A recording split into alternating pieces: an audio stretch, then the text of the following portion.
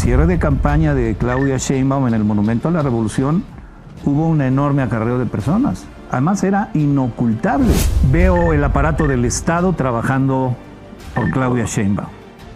Veo todo el dinero del Estado trabajando por Claudia Sheinbaum. Lista de periodistas críticos con el gobierno de la 4T despedidos por presión del presidente López Obrador.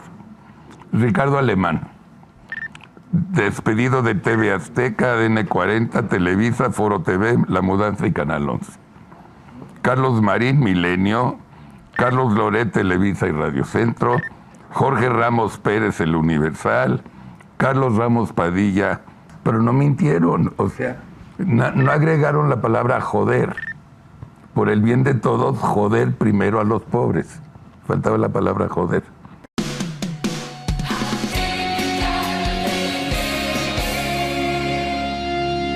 Familia Típica, muy buenos días. Bienvenidos a un programa más de Platicando con su servidor Carlos Alarraqui, el programa donde aprendemos cómo gente ordinaria se ha convertido en gente extraordinaria. Hoy es un domingo muy especial para mí, porque viene aquí a Typical una persona que conozco hace 4,000 años, que reconozco su talento, su inteligencia, sus valentías, sus huevitos para decir las cosas, no se deja de nadie, el gran Guillermo Ortega. ¿Cómo estás, Guillermo Ortega? Bienvenido. Muy bien, contento de verte, contento de compartir con tu público. Un gusto verte siempre desde esos 4,000 años que tenemos de ser amigos. Una cosa, me faltó decir algo, no, ¿verdad? En esencia fue eso, no eres muy generoso. No, es la verdad. Y a ver, Memo, hay tanto que hablar. Tú has tenido una vida muy parecida ahorita a lo que está pasando. No te has dejado, has sido director de un periódico, saliste porque tuviste que salir por tu convicción, estuviste en Televisa 4,000 años, hoy estás en Financiero. ¿Por qué sales? Cuando tu talento y el rating ahí está. Mira, de Televisa, en donde permanecí 24 años, salí porque cambió la directiva de Televisa. Se murió don Emilio Azcárraga Milmo, con quien yo trabajaba de manera muy cercana en todos los asuntos de información. Y cuando llega una nueva directiva bajo la circunstancia en que llegó esta, pues se generan situaciones complicadas, en donde quienes están llegando necesitan el espacio para implementar lo que decían hacer de la empresa con sus ideas, con sus convicciones y buscando que la empresa mantenga su ritmo. Y eso fue lo que pasó.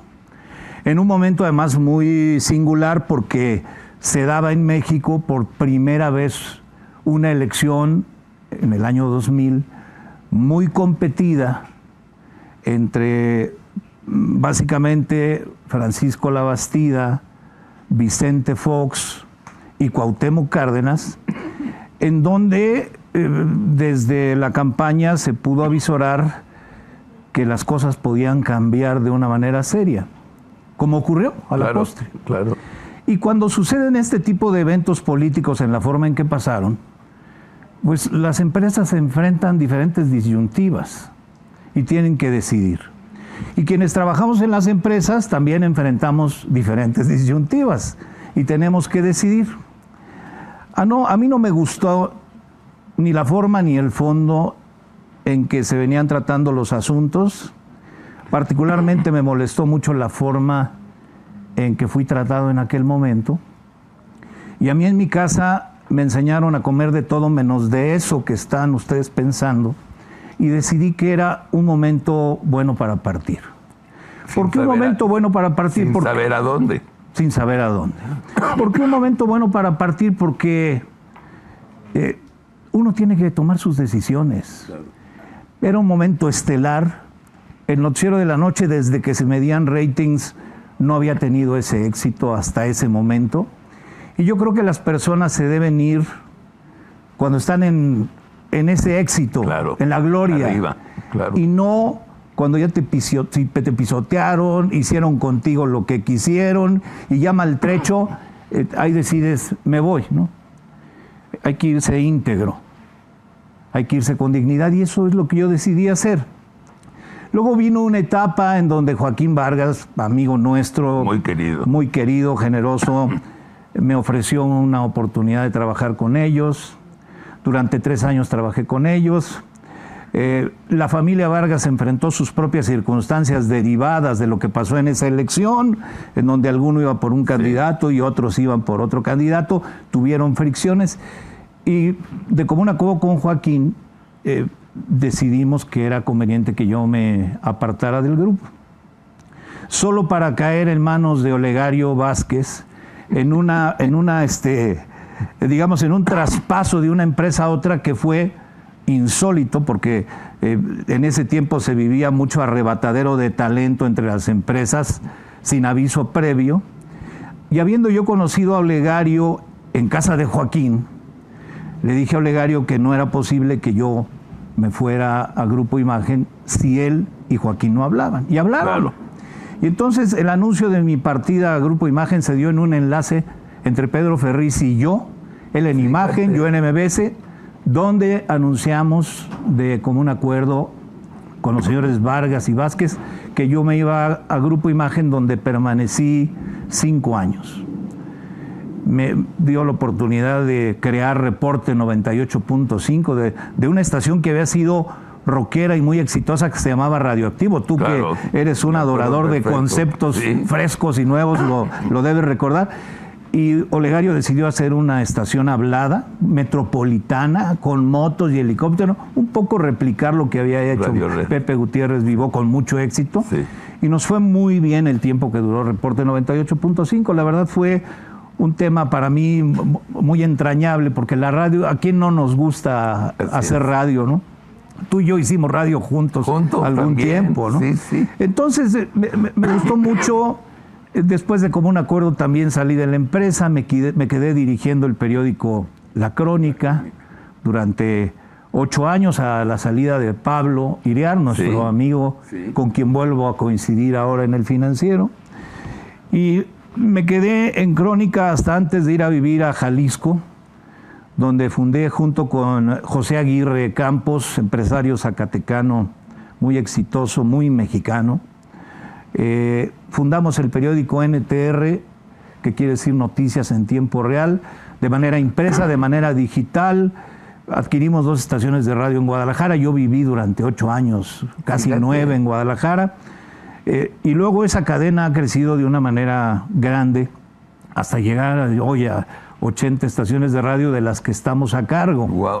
¿Son AM o FM? Es una combinación de AMs y FMs, con una visión que tiene José Aguirre que a mí me parece interesante, que es, llegamos en las zonas metropolitanas importantes a través de las FMs, pero llegamos a las zonas rurales de manera importante a través de las AMs. Claro. Y la verdad es que se ha dado una combinación que nos ha resultado muy provechosa. ¡Qué padre! Y estoy en El Financiero, como mencionabas, conduciendo el noticiero de la noche, a donde me invitó a participar como director editorial de la televisión nuestro buen amigo Manuel Arroyo. Sí. Tiempos complicados muchas veces, nunca como ahora. Mira, yo recuerdo en mis inicios de reportero haber narrado situaciones, hechos noticiosos de los tiempos de Luis Echeverría, y luego no solo narrar hechos noticiosos del tiempo de López Portillo, sino cubrir durante tiempo importante la presidencia de la República con López Portillo, lo que me permitió conocer de cerca al personaje. 2 gobiernos, 2 sexenios, 12 años que fueron conocidos como la docena trágica por todo lo que pasó en esos sexenios, que derivados de los excesos y las malas decisiones, la moneda se devaluó, porque entonces la moneda era muy impactada, derivada de los eventos políticos, y eventos políticos encabezados por estos presidentes nos llevaron a devaluaciones y a una situación económica de crisis en el país que conocimos como la docena trágica. De acuerdo. Momentos difíciles vivimos hoy también, querido Carlos. Y te voy a leer algo y les voy a leer algo para que les vaya dando el preinfarto. Lista de periodistas críticos con el gobierno de la 4T, despedidos por presión del presidente López Obrador. Ricardo Alemán, despedido de TV Azteca, ADN 40, Televisa, Foro TV, La Mudanza y Canal 11. Carlos Marín, Milenio. Carlos Loret, Televisa y Radio Centro. Jorge Ramos Pérez, El Universal. Carlos Ramos Padilla, ABC Radio. Adela Micha, Televisa y El Heraldo. Rubén Cortés, despedido de la dirección de La Razón. Ricardo Gómez, El Universal. Jesús Martín Mendoza, Radio Centro. Víctor Trujillo, Broso, Televisa y Aire Libre. Ángel Verdugo, Grupo Imagen. Pablo Iriart, despedido de la Dirección General de La Razón, de la Dirección General de Información Política y Social. Ese dato es inexacto. Él sigue siendo director de Información Política y Social del Financiero. Estuvo ausente un tiempo que hizo una corresponsalía en Estados Unidos. Miami, sí. Luego hizo una corresponsalía en Sudamérica y está reintegrado hace ya meses a la Dirección de Información Política. Es el único, yo leí esa lista, qué bueno que la estás leyendo al aire, pero es el único dato que es inexacto. Qué bueno. Ricardo Rocha, que en paz descanse. Azteca, ADN 40, Radio Fórmula y Canal del Congreso. Juan Miguel Alcántara, Milenio. Fernanda de la Torre, Milenio. Roberto Blancarte, Milenio. Federico Berrueto, Milenio. Javier Solórzano, Canal 11. Sergio Sarmienta, TV Azteca, ADN 40. Carlos Alarraqui, TV Azteca, ADN 40 y El Universal. Y ahora Azucena Oresti, Milenio. Nunca vi, yo no me acuerdo que haya pasado estas despedidas así. No, yo no recuerdo. No sé ni siquiera qué significa. No recuerdo haber visto una salida de periodistas de medio como la que ha ocurrido en estos últimos 5 años. Y siempre es difícil conocer el motivo de fondo porque los periodistas nos basamos en hechos y necesitaríamos el hecho real de confirmar que alguien desde el poder hizo la petición para que estos personajes salieran de los medios en los que trabajaban. Queda en el terreno de la suposición. Pero cuando estás hablando de un número tan relevante de periodistas notoriamente críticos al gobierno, que perdieron sus empleos en esos medios a lo largo de solo 5 años, pues es para imaginar cosas. En el mejor de los casos. Dilas. Bueno, es imaginar que esos medios, quienes los dirigen, se sintieron de tal manera presionados por el poder público que los llevó a destituir a esos periodistas. Esa es una posibilidad. La otra, desmentida este fin de semana por el presidente, con aquello de que explicación no pedida, culpabilidad admitida. El presidente explicó sin pregunta de por medio que él no pide que nadie sea corrido de su puesto de periodista, que él no va a estar hablando a los directores de los medios para pedirle que quiten a tal o cual periodista. Eso lo dijo 2 veces el presidente este fin de semana y hoy lo retomó en la conferencia de prensa mañanera sin pregunta de por medio. Pues lo cual puede llevar a pensar a alguien pues que eso que explica el presidente que no ocurre, pudo haber ocurrido en alguno o varios de esos casos. No, él no, es el Jesús, no sé qué madre, es el Jesús, ¿cómo se apellida? ¿Te refieres al vocero? Sí. Jesús Ramírez. Ese, es Ramírez.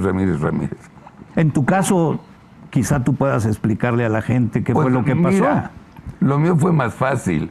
En Azteca me llamaron todo el mundo menos Ricardo y me dijeron, Carlos, como ganas mucho dinero y no estamos vendiendo, te vas. Dije, puta, si yo estoy ganando mucho dinero aquí en Televisión Azteca, no me joden, mejor díganme la verdad, no me hagas preguntas. Ok, gracias, ahí se ve. Luego en El Universal me habló David Aponte el miércoles que escribía mi carta para el jueves. Carlos, prepárate, para despedirte del Universal. Esta va a ser tu última carta.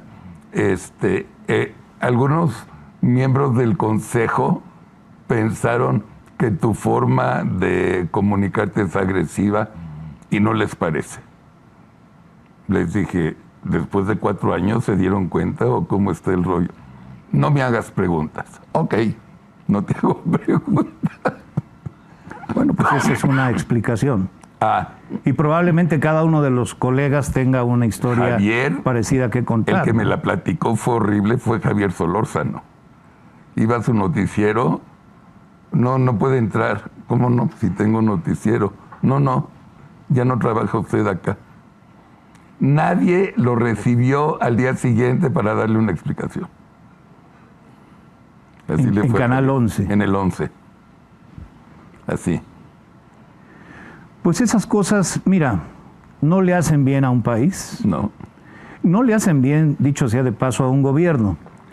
Porque mira, la prensa, entendida esta como los diarios impresos, digitales, radio, televisión, medios alternativos como tantos que hay ahora, se convierten en el termómetro ideal para que un gobierno entienda cuándo lo está haciendo bien y cuándo lo está haciendo mal. Cuando lo está haciendo bien, no caer rendido ante el aplauso. Y cuando lo está haciendo mal, tiene la gran oportunidad de corregir. De tal manera que parece un despropósito que un gobierno no se valga de ese termómetro para saber cómo va o hacia dónde puede ir conforme a la opinión pública y la forma en que ésta responde a lo que se dice y lo que se publica en medios. Por lo demás, resulta muy absurdo que en este tiempo, en donde es imposible tapar el sol con un dedo, alguien pretenda hacerlo. Sí. Cuando hay redes sociales, cuando si no es en X, es en Z, cuando si no es en Facebook, es en YouTube, te enteras de todo. Resulta banal intentar acallar las voces críticas en un mundo como el que estamos viviendo. Sabes que Atípica le es oposición al millón. El Universal, La Jornada, Excelsior y Milenio no publicaron una línea Ágata del cierre de campaña de Xóchitl. Una línea Ágata. Los radios, las televisiones no han hablado del hijo de López Obrador con el reportaje de Loret sobre el Bobby, el niño rata. Y no hay pedo. Me resulta increíble que el propio presidente aborde esos asuntos, así sea para defender a sus hijos o para desmentirlo, sin argumentos reales. Nunca de argumentos. Y que los medios que tú refieres no lo toquen. A ver, lo de Azucena Uresti. Ahorita sí. El presidente habló de esto 3 veces, entre sábado y lunes. Sí. ¿Cómo es posible que no lo toquen? Claro. Si el presidente lo lleva o al podium desde el que habló en esta gira que hizo por Durango, Coahuila, etcétera, y luego lo trae a la mañanera, pues quedan mal quienes no refirieron en primera instancia un hecho y luego ponen al presidente defendiéndose o defendiendo a sus hijos respecto de lo que se dijo. Pero reitero, en otro tiempo, en el tiempo de los periódicos, de la incipiente radiodifusión, pues a lo mejor había forma de esconder el 68, esconder la Plaza de las Tres Culturas. Lo podías esconder. Lo podías esconder. No había internet. Tienes la complicidad de quienes dirigen los medios, pues probablemente sí lo podrías ocultar. Tenías la comisión de radiodifusión, ¿te acuerdas? Sí, tenía era el gobierno en que Enrique Mendoza. Era en el momento en que el gobierno tenía todo. Todo, claro. Como ahora se pretende tener todo. Como si no hubiéramos vivido sangre, sudor y lágrimas de décadas en donde tantos mexicanos lucharon por una transformación del país que vio sus primeros brillos en el 2000, que Fox echó por tierra. Pero siguieron viéndolos con Calderón a su manera y luego con Peña Nieto a la suya propia. Gobiernos, por cierto, que nos llevaron a donde estamos. Así es. La decepción y la desesperanza llevan en ocasiones a los pueblos a tropezarse. Bueno, y a tomar decisiones no tan acertadas. A dos candidatas. Ningún medio, eso sí lo vi, habló de los acarreados que llevó Titina. Más de 300 camiones contados. 300 de toda la República. Por cómo los contaron, estaban estacionados. Nadie de los medios dijo que los pobres acarreados llegaron a la 1 de la tarde. Le dieron sus sándwiches y Titina llegó a las 5.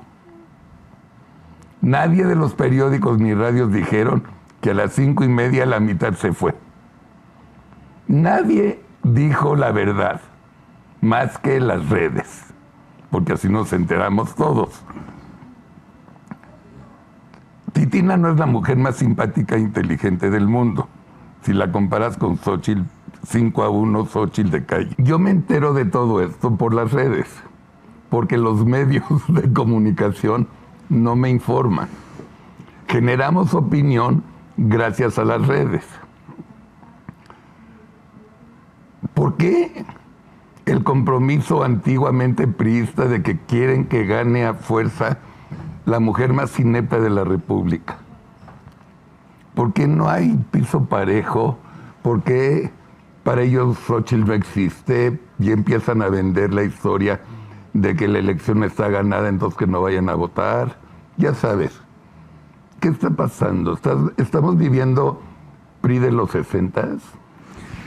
Mira, siempre hay honrosas excepciones, debo decirlo, porque nosotros difundimos... No, yo hablo de los 4 que te dije, sí. Nosotros difundimos en los medios que yo conduzco la información, y no lo hicimos por molestar a Claudia Sheinbaum o por halagar a Claudia Sheinbaum. Como no hacemos las cosas por denostar a Xóchitl Gálvez o halagar a Xóchitl Gálvez. Nosotros nos apegamos a los hechos. Eso es ser periodista. Apegarse a los hechos y narrar los hechos, no parte de los hechos. Los hechos.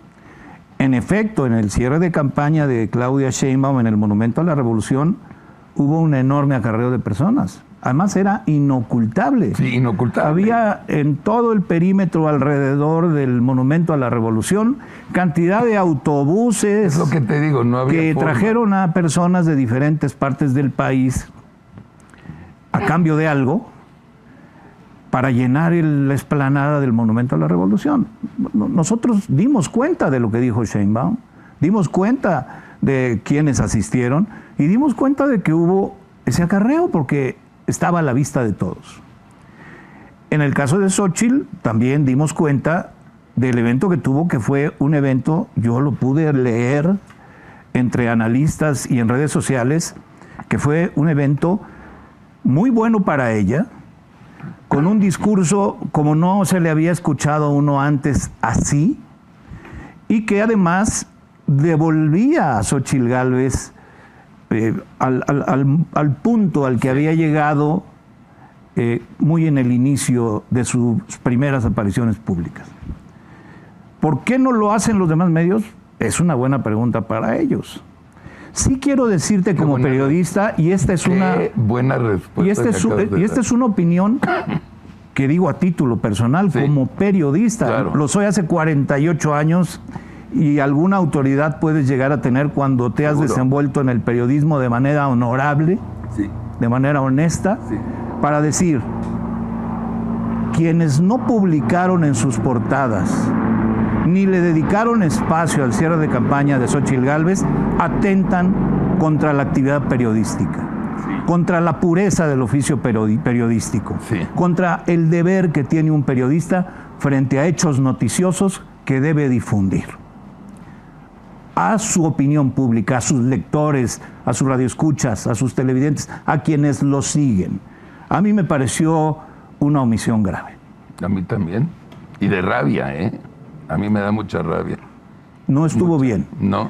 Vi, por cierto, en redes a diversos actores de las redes sociales que son el público como tú y como yo.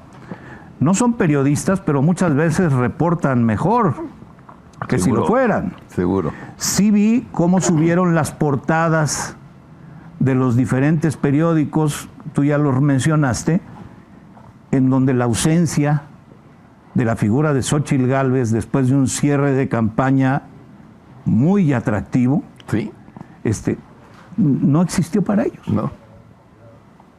Esa es la realidad. Ahora, yo de marketing sí conozco. El periódico impreso cada día se consume menos y es sustituido por internet. Ok. El periódico de internet, según la categoría de marca del periódico, se lee más, se lee menos. No había forma, o sea, no se dan cuenta, Milenio, todos los cuatro que mencioné, no se dan cuenta que no es relevante que no digan nada, porque de todos modos nos vamos a enterar. Lo dices bien.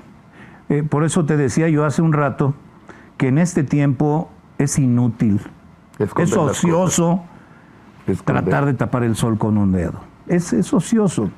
Y yo creo que es un boomerang que a la postre le acaba pegando en la cabeza a quien pretende y propicia esas cosas, desde mi punto de vista. ¿Cómo ves México? ¿Cómo ves estos 5 años tan sui generis dentro de la política en el año 2023, 24, 25? Mira, la verdad lo veo con preocupación. Y lo veo con preocupación fundamentalmente porque tendría que ser un país que debería aprovechar las grandes oportunidades que este tiempo está planteando. Y creo yo que por una visión de corto plazo, por una visión miope, este país está desaprovechando oportunidades. Y me preocupa porque probablemente nosotros vamos de salida. Pero yo tengo hijos y nietos Claro. que quieren desarrollarse y crecer en este país, que no se quieren ir a ningún otro, Así es. que aman México y desean aportar sus talentos a este México, en el caso de mis hijos. Y en el caso de mis nietos, que van de 10 a 1 año, pues veo con tristeza cómo este país desperdicia sus oportunidades y se pierde en una verborrea incapaz de resolver los grandes retos y de tomar las grandes oportunidades que tiene México. Me da mucha tristeza, te lo digo con franqueza. Y me preocupa mucho la destrucción de instituciones, erosión de instituciones en unos casos y destrucción de instituciones en el otro. Y me preocupa la voracidad con la que se quiere acotar, cooptar y apropiarse de otras que han actuado con una gran dignidad para México, como la Suprema Corte de Justicia de la Nación y su ministra presidenta, que ha demostrado un gran valor en sus acciones. Pero me preocupa cómo construimos un INAI para que no nos ocultaran la información pública, y la información pública de este gobierno está oculta por razones de seguridad nacional. Me preocupa. Y me preocupa que además de que se ha ocultado esa información, que no es la información personal del presidente, es la información del uso que se da a recursos públicos que son del país. La tesorería no es del presidente, es del país y sale de los recursos que tú y yo y tantos millones más aportamos. Me preocupa que se tape la información, me preocupa que se quiere dañar al INE, me preocupa que se quiere desaparecer a la Comisión de Competencia, me preocupa esta erosión, cuando no destrucción de instituciones que ha hecho el actual gobierno. Eso es regresar a Echeverría.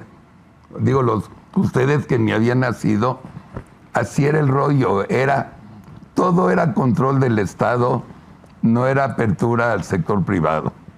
Y generalmente en la política de la socialdemocracia el manejo es muy fácil. El gobierno se encarga de dar facilidades a los empresarios y pequeños empresarios para que generen empleo. Y el gobierno se encarga de administrar y hacerle caso a la Constitución y construir lo que hay que construir de bienes importantes para beneficio de la sociedad. Salud, educación, etcétera. No es complicado. Y estos bestias, empezando ahorita con Titina, que dijo que quiere regresar al pasado, pero como en segundo piso, quieren tener todo el poder otra vez del manejo de los recursos del Estado. Están locos. Ya no, el mundo ya no es así. Ya no es así y no debería serlo aquí.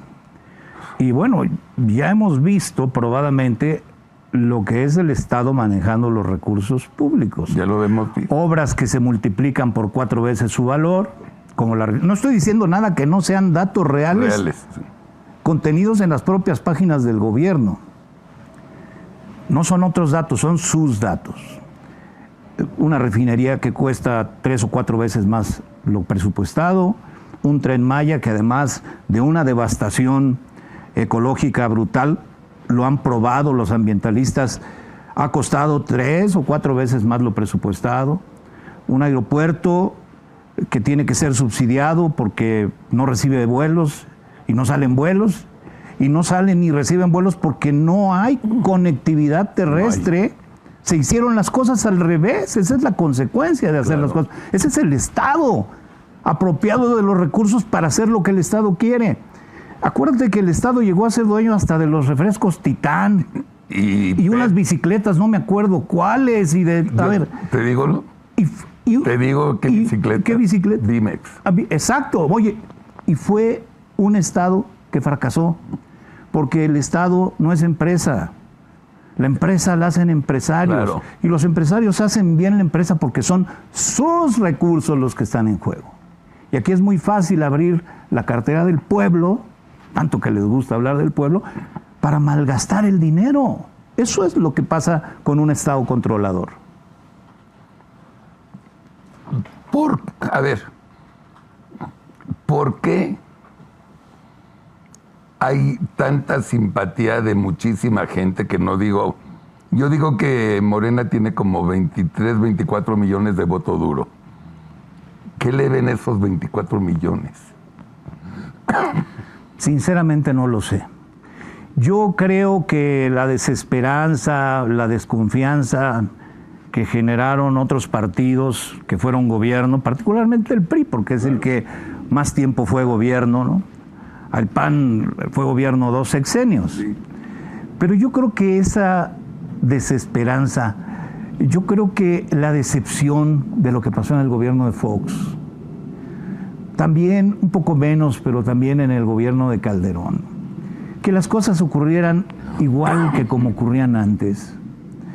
Y luego viene un sexenio como el de Peña Nieto, y la decepción lleva a la gente a la desesperanza, y la desesperanza muchas veces lleva a los pueblos a darse un balazo en el pie. Pues es así de triste. Ahora, pues desafortunadamente, en ese grupo de electores al que tú haces referencia hay mucha gente pobre. Sí. Y cuando este gobierno tuvo el lema por el bien de todos, primero los pobres, prometía sacar de la pobreza, o por lo menos sacar de la pobreza extrema a las personas en esa condición, y hoy hay más pobres que hace 5 años. Sí. Datos oficiales. Pero no mintieron, o sea, no agregaron la palabra joder. Por el bien de todos, joder primero a los pobres. Faltaba la palabra joder, porque como tú dices, la verdad es que los pobres, repito, es lamentable. Ahora, tienes tu razón.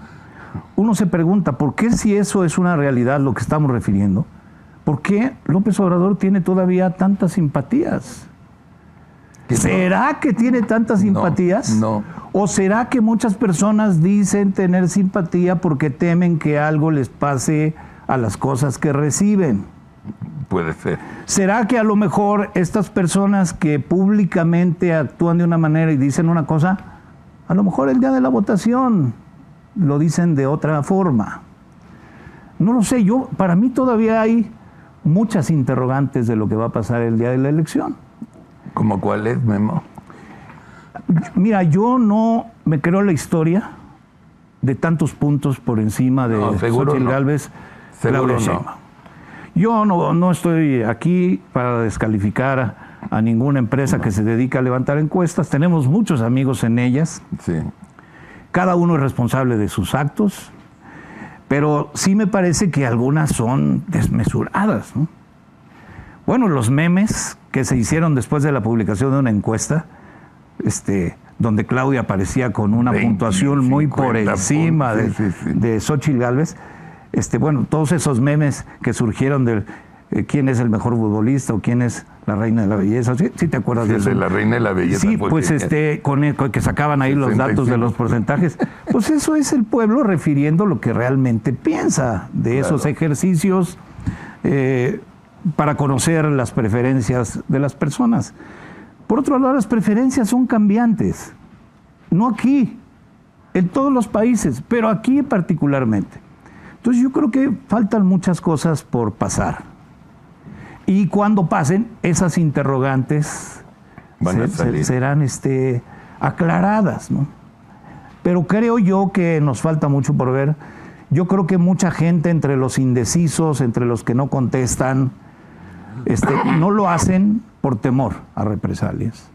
Y prefieren guardarse para sí lo que piensan. Yo creo que de los 100 millones que tienen credencial de elector, estadísticamente 23 no votan. Son los abstencionistas o no arreglaron su credencial de elector. Lo que quieres, hay 23 millones.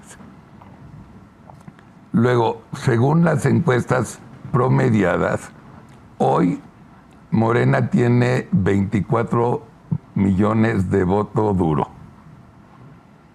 Más 23 vas en 47. Ciérralo en 50. PRI, PAN, PRD tienen 21. 20, 21, 22. Déjalo en 21. Contra 24. Voto duro. Luego estos de Movimiento Ciudadano, 4. Ok. Hay 28 a 30 millones de votantes que son switchers o son indecisos.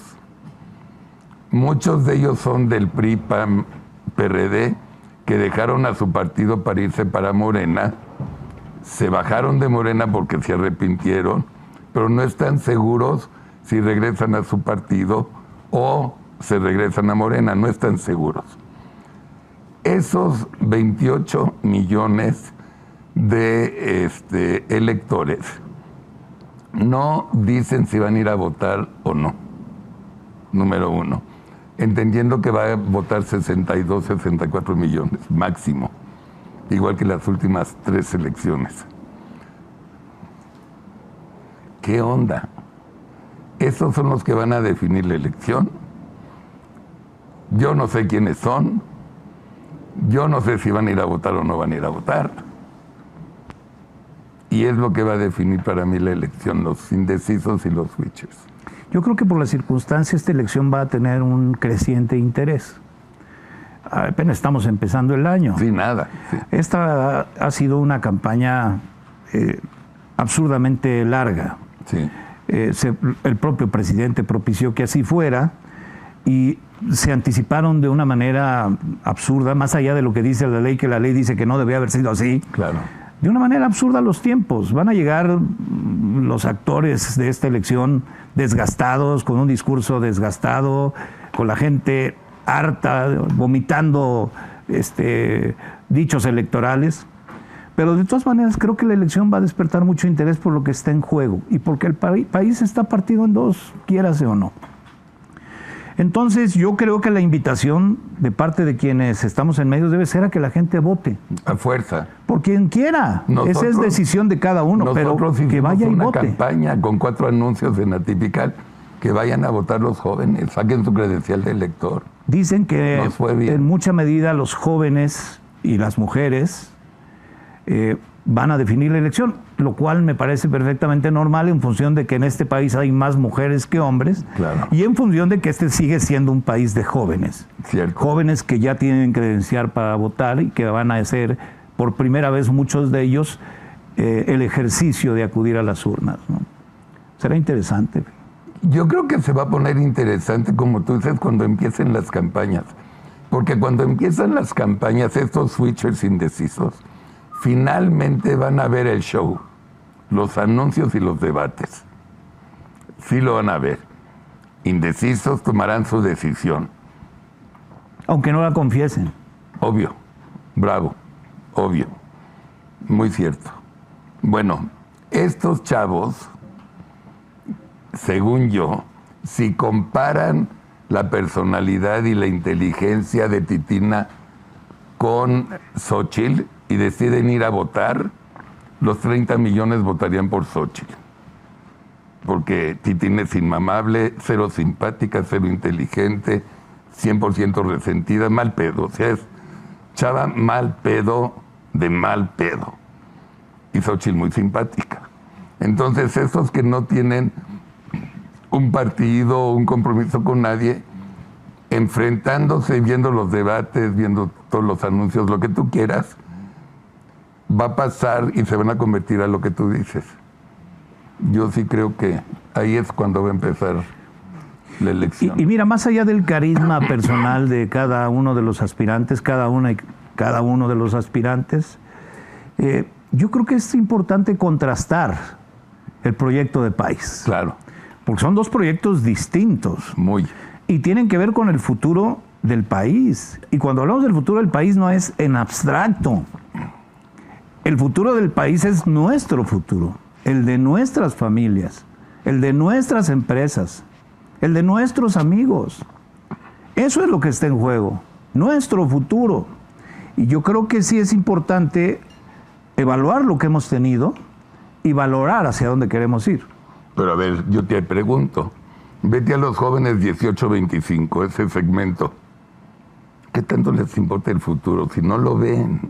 Hay que buscar la forma de capturarlos, Carlos. Mira, tú y yo hemos trabajado en medios muchos años. Sí, 1000 años. Sí. Cuando tú planteas algo de interés, la gente te ve. Sí.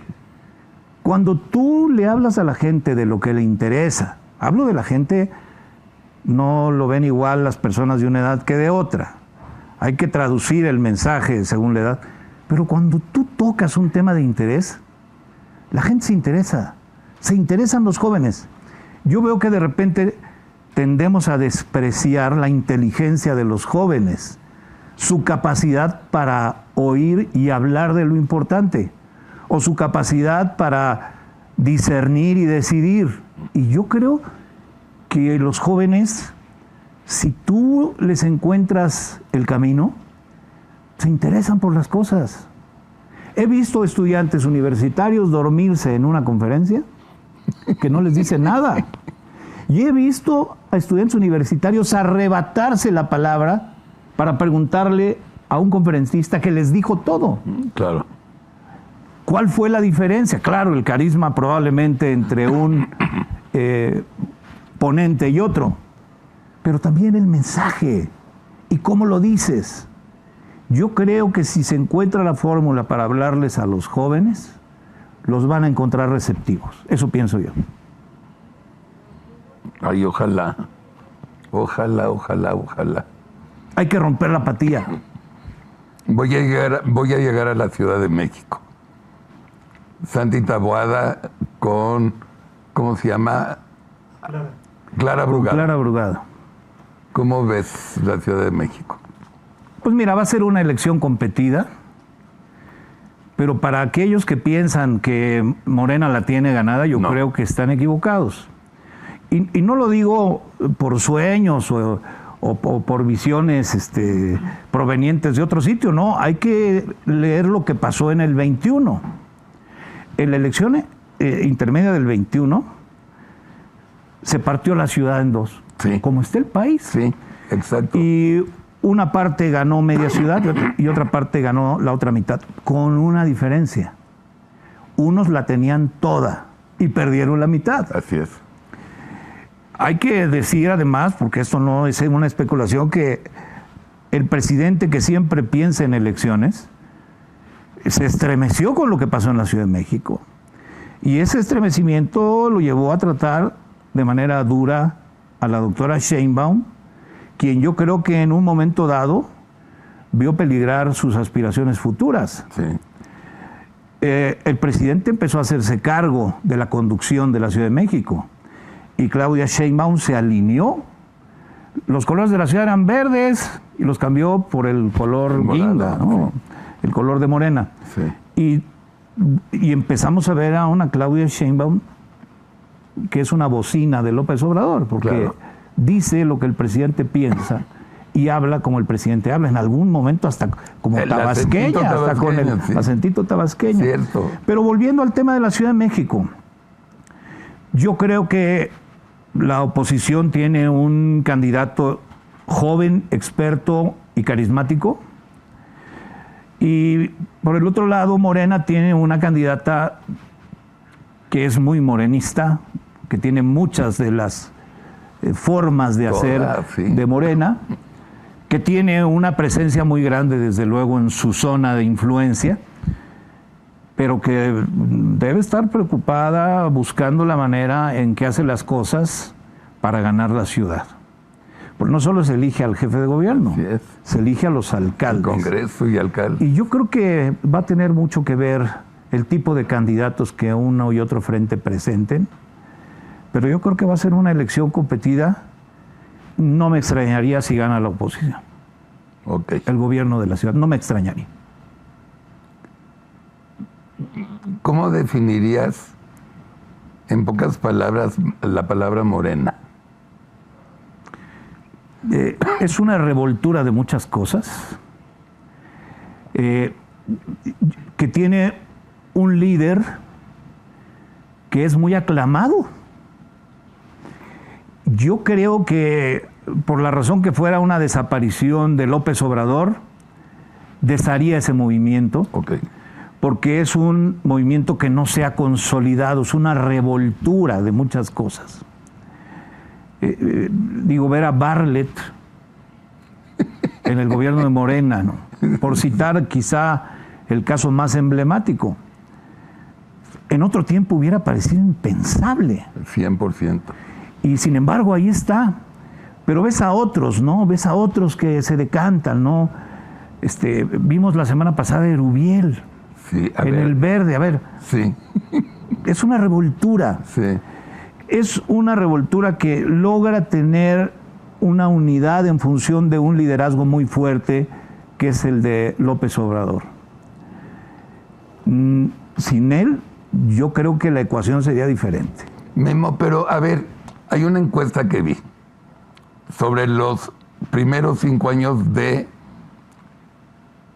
Salinas de Gortari, Zedillo y los presidentes de ahora.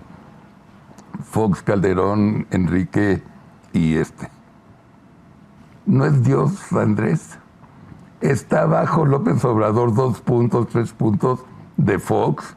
De Salinas anda como 600 puntos arriba. O sea, no es Dios. López Obrador no es Dios. El 55% que dicen que tiene ahorita, yo no creo que los tenga. En la clase de mercadotecnia política que tomé, siempre te dicen de 64 puntos hacia arriba, estás perfecto. De 64 hacia abajo, Houston, you have a problem. López Obrador tiene 55 mentiras, porque anda como en 48 según yo, pero te dejo el 55. Fox le gana, Zedillo le gana. O sea, ¿dónde? Y nadie vio a Zedillo ni a Fox como Dios. Vi la encuesta. ¿La viste? Salinas aparece muy por encima, Zedillo muy bien calificado, Fox bien calificado, Calderón bien, no tanto como ellos. Pero 2 puntos arriba. Pero arriba, el único Andrés, que no está Enrique, bien calificado es Peña Nieto. En esa encuesta. Cierto, es la misma. Es la misma, es la que vimos. Está basada en datos duros, o sea, no estamos inventando una cosa basada en suposiciones. Son hechos y son datos duros. López Obrador allá anda, no por encima de ellos, por abajo de la mayoría. De ellos, Yo estoy de acuerdo contigo. Y con mañanera diaria. Sin embargo, tiene un liderazgo. Y ese liderazgo es lo que le da cohesión a Morena, que es de lo que estábamos hablando. Sin ese liderazgo, no sé si lograría mantenerse esa cohesión en Morena, que hemos visto en episodios recientes cómo estaba a punto de fracturarse. Claro. ¿Por qué Ricardo Monreal no llevó a una fractura? ¿Por qué Marcelo Ebrard no llevó a una fractura? Y al final ahí están abrazándose. Pero eso nos permitió ver lo frágil que es la cohesión en Morena y que se logra por el liderazgo de López Obrador. Yo no sé qué sería sin ese liderazgo. Y yo te agrego otra cosa. No se fracturó porque hay raterías escondidas. No, bueno, Si lo que no, dicen en algo le saben. algo le saben. Lo que dicen en los corrillos políticos sí, es que algo le saben. Claro. Imagínate de qué tamaño es lo que le saben a fulano o a mengano que no se atrevió a romper, ¿no? Exacto. Bueno, pues sí, se dice, ¿no? Esa es la realidad. Yo no digo nada, ¿no? Pero yo no veo que alguien le diga de parte de Andrés, ¿te recuerda esto? Y le enseña un file así. Habrá formas de mandar esos mensajes y de entenderlos, ¿Verdad? Qué triste. Además de ratas, culeros, porque ni siquiera renunciaron para irse. Mira, pasan esas cosas en política y luego vienen los grandes arrepentimientos, ¿no? O los grandes juicios de la historia, en donde Cierto. pasado el momento, Cierto. pues la historia evalúa a cada quien y le da su real dimensión, ¿no? Sí. Memo, no te gustan las predicciones, pero para terminar, ¿tienes predicción? Mira, veo el aparato del Estado trabajando por Con Claudia todo. Sheinbaum. Veo todo el dinero del Estado trabajando por Claudia Sheinbaum. Coincido contigo en que es una candidata poco carismática. Sí. De su preparación no sé, porque es una universitaria que en otros cargos que ocupó mostró capacidades. No me parece ser la dirigente que México necesita en este momento, pero con todo el aparato del Estado detrás, con un presidente con un poder que hacía mucho un presidente no tenía, manejado además de manera vertical, digamos que es una candidata difícil a vencer. Sin embargo, también considero que lo que tú has dicho respecto de Xóchitl Gálvez es muy cierto. Xóchitl Gálvez es muy genuina, es muy carismática, es muy simpática, pero estoy seguro que tú has tenido la oportunidad de platicar con ella, Mucho. como he tenido yo la oportunidad. Tuvimos 2 años aquí en Comiendo. Es una mujer profunda. Claro. Es una mujer preparada, es ingeniera. Mira, a mí hace muchos años, una persona que trabaja en el sector de la ingeniería en un grupo español, muchos años antes de esto, Sí. Me refirió a Xóchitl Gálvez como una ingeniera que un día llegó a ofrecerle soluciones para un gran proyecto que encabezaría esa empresa española. Y la convidaron, la juntaron. Es una empresa integradora, integró a Xóchitl al proyecto con sus soluciones. Y en siguientes proyectos la siguió integrando. Y llegó un día un concurso, una de estas licitaciones, en las que la empresa española no ve a Xóchitl Gálvez. ¿Qué pasó? ¿Por qué no está con nosotros para integrarla? Y buscaron a Xóchitl. Oye, Xóchitl, ¿qué pasó? ¿No vas a ir con nosotros? No, esta vez voy sola y les voy a ganar. Sí. Les dijo. Y les ganó. Claro. Ese es Xóchitl Gálvez. Entonces, como también yo creo que se ha usado demasiado el recurso de las gelatinas. Sí. Y el recurso de la niña indígena, que lo es. Sí. Me parece que se ha usado demasiado ese recurso, ya. Xóchitl es quien es hoy, una mujer preparada, carismática y con posibilidades de gobernar a México. Más aún porque se está rodeando de gente que sabe. Y no es enanita, ella no la compleja que alguien sepa más que ella o que sea más inteligente que ella. Y eso es una virtud en política. Entonces yo creo que a pesar de que es una elección dispareja, tiene posibilidades. Yo también. Eso creo. Yo también. Ahora mira, supongo que no queda mucho tiempo más para hablar, pero esta mañana que quieras. Esta mañana leí algo que me parece que es relevante registrar. Dice, perder las elecciones en una democracia es normal. Lo malo es perder la democracia en unas elecciones. Exacto. Y quisiera que nos quedáramos con eso. Porque eso es lo que está en juego. Y eso es lo que no podemos perder. Yo agregaría, créanos, carajo, nosotros sabemos lo que decimos. Es un terrible peligro que gane Morena. Terrible. Se va a acabar la democracia y va a salir la autocrítica. Van a salir las venganzas. Va a estar de la chingada. La crítica siempre es deseable. Yo creo que la crítica tiene que ser respetuosa, basada en argumentos. Sí. Pero la crítica es sabia para las naciones. Claro. Y las engrandece. Claro. No debería a nadie, incluido el presidente, asustarle la crítica. Debería abrevar a ella para mejorar. Así es. Memo, que sigan tus éxitos. Aquí Gracias. Atypical es tu casa. Muchas gracias. Y te admiro y te respeto muchísimo y me precio de ser tu amigo. Y es recíproco, Yo todo lo sé, que has dicho. Yo lo sé. Gracias por venir. Un gustazo, Carlos. Gracias por invitarme. Y a la familia Atypical, tengan un lindo domingo. Nos vemos mañana a las 9 de la mañana en ¿Por qué? Con José Rubinstein, Sarita, Pedro Ferriz, Luis Berman y su servilleta. Gracias a todos. Buen domingo. Gracias. Gracias, Memo. Gracias a ti, Carlos. Muchas gracias. Buenos días.